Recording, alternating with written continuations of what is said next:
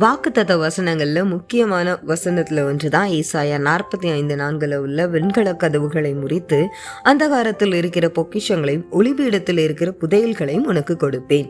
இந்த வசனத்தை பார்த்ததும் பலரும் நமக்கு ஏதோ ஒரு பெரிய புதையல், காசு, மழை கொட்ட போகுதுன்னு நினைப்பாங்க.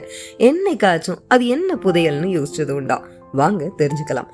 கொலோசையர் 2:3 அவருக்குள் ஞானம், அறிவு என்பவைகளாகிய பொக்கிஷங்கள் எல்லாம் அடங்கியிருக்கிறது என்று எழுதியிருக்கிறது. அதுபோல நீதிமொழிகள் 2:4-5 வசனங்கள்ல அதை வெள்ளியை போல் நாடி புதையல்களை தேடுகிறது போல் தேடுவாயாகில் அப்பொழுது கர்த்தருக்கு பயப்படுதல் இன்னதென்று நீ உணர்ந்து தேவனை அறியும் அறிவை கண்டடைவாய்.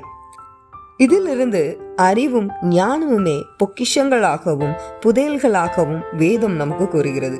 ஞானம் முக்கியம். ஞானத்தை சம்பாதி, எண்ணத்தை சம்பாதித்தாலும் புத்தியை சம்பாதித்துக்கொள் அப்படின்னு நீதிமொழிகள் 4:7 எழுதப்பட்டிருக்கிறது. ஏசாயா 45:4 இருக்கிற வாக்குத்தத்த வசனங்களை என்னைக்காவது நீங்க பார்த்தீங்க அப்படின்னா கர்த்தர் ஞானத்தாலும் அறிவாலும் உங்களை ஆசீர்வதிப்பாராக. காதுள்ளவன் கேட்க கடவன். ஆமென்.